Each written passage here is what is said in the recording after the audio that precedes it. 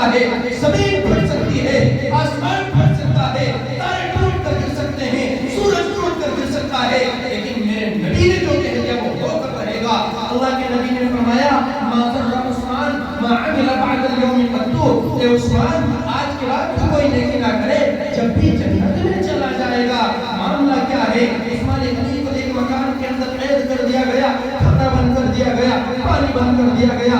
ایک دن کی بات ہو تو برداشت کر لیا جائے، 2 دن کی بات ہو تو برداشت کر لیا جائے، یہاں 1 دن کی بات نہیں، 2 دن کی بات نہیں، 10 دن کی بات نہیں، پورے 40 دن گزر گئے، پانی کا ایک لقمہ عثمان کے پیٹ میں نہ آیا، اور پانی کی ایک بوند بھی عثمان غنی کی زبان پر نہ آئی۔ کسی پوچھنے والے نے پوچھا اور عثمان ذرا یہ تو بتا آج 40 دن گزر گئے، تو نے کچھ بھی نہ کھایا، تو نے کچھ بھی نہ پیا، یہ تو بتا تو زندہ کیسے ہے؟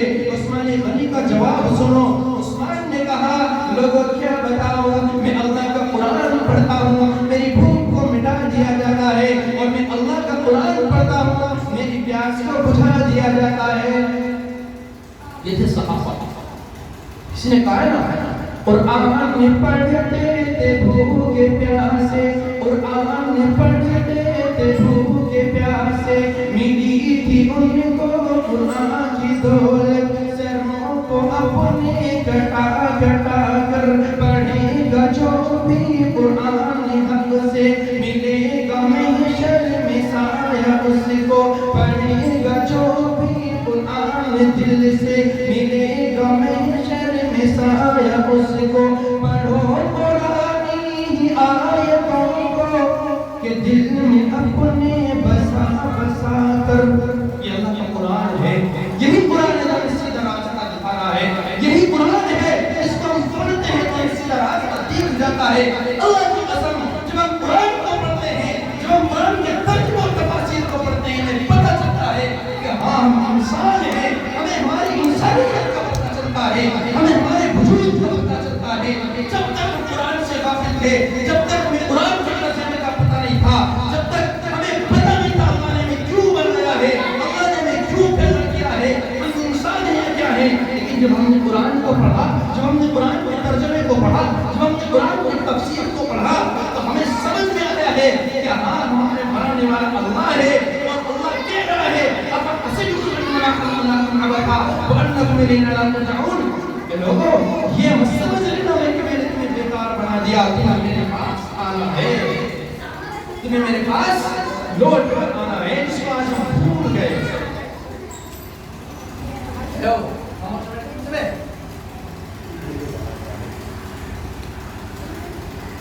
جس کو آج ہم بھول گئے، بھئی اللہ نے کیوں بنایا؟ سوال ہے نا، ایک بنانے والا کیوں بنایا نا، مائک کیوں بنایا؟ اس میں سے آواز نکلے گی، کسی نے تو مائک بنایا ہے نا، بنانے والے نے۔ اللہ نے ہمیں بھی بنایا ہے، کیوں بنایا؟ اے اللہ کیا ہمیں کھانے کے لیے بنایا؟ نہیں۔ اللہ کیا ہمیں صرف یوں ہی زندگی بسر کرنے کے لیے بنایا؟ نہیں۔ اللہ کیا ہمیں کمانے کے لیے بنایا؟ اللہ کہہ رہا نہیں۔ اے اللہ تمہیں کیوں بنایا ہے؟ اللہ تمہیں کیوں پیدا کیا ہے؟ اللہ کہہ رہا ہے سنو وما خلقت الجن والانس الا ليعبدون، اے جن و انس کی جماعت سن لو، میں نے جو تمہیں بنایا ہے، تمہیں بنانے کا اصل مقصد میری عبادت ہے، تمہیں بنانے کا اصل مقصد کو کام ہے کہ تم جن کاموں کی وجہ سے ان سے راضی ہو جاؤ۔ اللہ تو ہمیں کہاں سے بھیجا تھا؟ اللہ تو ہمیں کہاں سے بھیجا ہے؟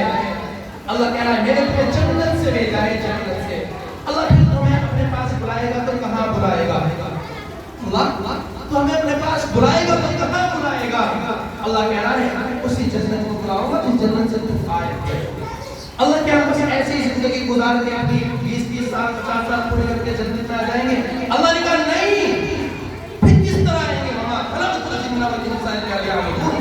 اللہ کہہ رہا ہے اس کے لیے تمہیں میری عبادت کرنی پڑے گی، اس کے لیے تمہیں مجھے راضی کرنا پڑے گا۔ جب تک تم مجھے راضی نہ کرو گے اس وقت تک میں تمہیں جنت میں داخل نہیں کروں گا۔ پھر اللہ کہاں داخل کرے گا؟ اللہ کہہ رہا ہے پھر میں تمہیں جہنم میں داخل کر دوں گا، پھر میں تمہیں ایسی جگہ پر داخل کر دوں گا جہاں پر دہتے ہوئے اندارے ہیں، جہاں پر دہتے ہوئے شعلے ہیں، جو ایسی آگ ہے التي تطلع على الافئدة، جو دلوں پر حملہ کر ڈالتی ہے، جو کھال کو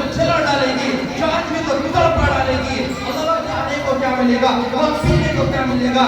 اللہ نے کہا ان شجرۃ الزقوم طعام اثیم کالمہل یغلی فی البطون. یاد رکھنا وہاں کھانے کے لیے کڑوا کانٹوں دار پھل دیا جائے گا. مفسرین نے لکھا کہ زقوم کا جو درخت ہے یہ اتنا کڑوا ہے, اتنے خطرناک اس کی کڑواہٹ ہے, اگر ایک قطرہ اس کا دنیا کے پانی کے اندر ٹپکا دیا جائے تو ساری دنیا کا پانی اتنا کڑوا ہو جائے گا, جو پیے گا مر جائے گا. اتنا خطرناک کھولتا ہوا پانی پینے کو دیا جائے گا, سڑا ہوا خون اور پیپ کھولتا ہوا دیا جائے گا.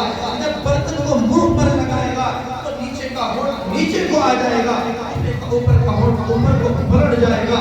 یہ سزا ہے جہنم کی میرے دوستوں میرے بزرگوں, جو بہت خطرناک سزا ہے کن لوگوں کے لیے, ان لوگوں کے لیے جو دنیا میں تو آئے لیکن اللہ کو راضی کیے بغیر اس دنیا سے چلے گئے. دنیا میں تو آئے نماز نہیں پڑھی, دنیا میں تو آئے روزے نہیں رکھے, دنیا سے چلے گئے.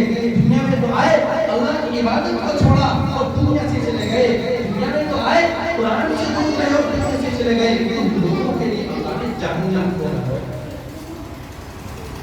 باقی لوگوں کے لیے اللہ نے جنت کو رکھا. اب ہم اپنے لیے خود فیصلہ کر سکتے ہیں کہ ہمیں جنت چاہیے یا جنت نہیں چاہیے.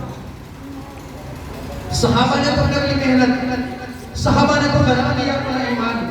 صحابہ کو تو اللہ کے نبی نے نام لے لے کے کہہ دیا سعد فی الجنہ, ابو بکر فی الجنہ, عثمان فی الجنہ, علی فی الجنہ, سعد فی الجنہ. اس طرح سے اللہ کے نبی علیہ السلام نے صحابہ کے نام لے لے کر یہ بھی جنتی, یہ بھی جنتی, یہ بھی جنتی.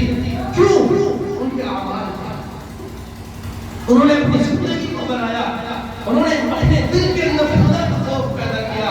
میرے بزرگوں, میری ماں بہنوں, بتاؤ ہمارے دلوں کے اندر اتنا اللہ کا خوف ہے, ہم کتنا اللہ سے ڈر رہے ہیں, اور ہم کتنی تیاری کر رہے ہیں قیامت کے دن کے لیے, ہم کتنی تیاری کر رہے ہیں جنت میں جانے کے لیے, جنت کی نعمتوں کو حاصل کرنے کے لیے, جنت کے پھل اور میووں کو کھانے کے لیے, جہاں کے شہد, جہاں کے پانی کا یہ عالم ہے, من شرب شربۃ منہ لم یعطش ابدا, جنت کا پانی ہے.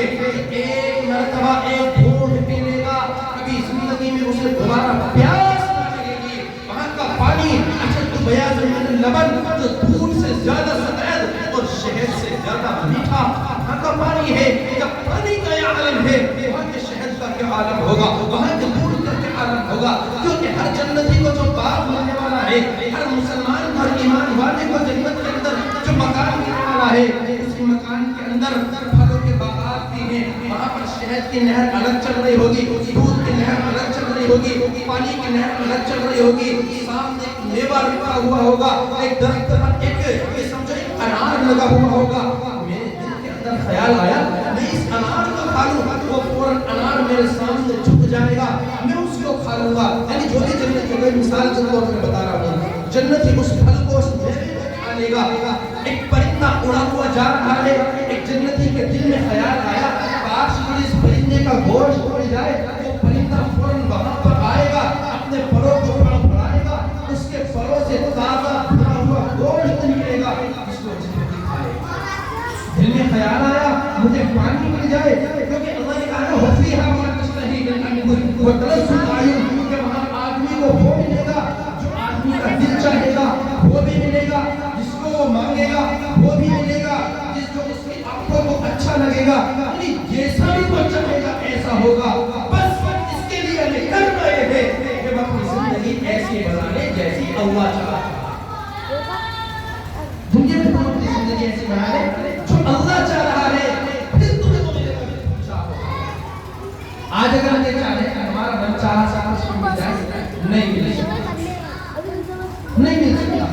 اب دل انسان یہاں اللہ کرے انسان ہر تمنا پوری نہیں ہو سکتی, انسان کی خواہش پوری نہیں ہو سکتی ہے. بس جو جیسا اللہ چاہ رہا ہے, جس طرح اللہ کہہ رہا ہے کہ اس طرح زندگی گزارو, ہمیں اس طرح سے زندگی گزارنے والا بننا. اور ایک بات کو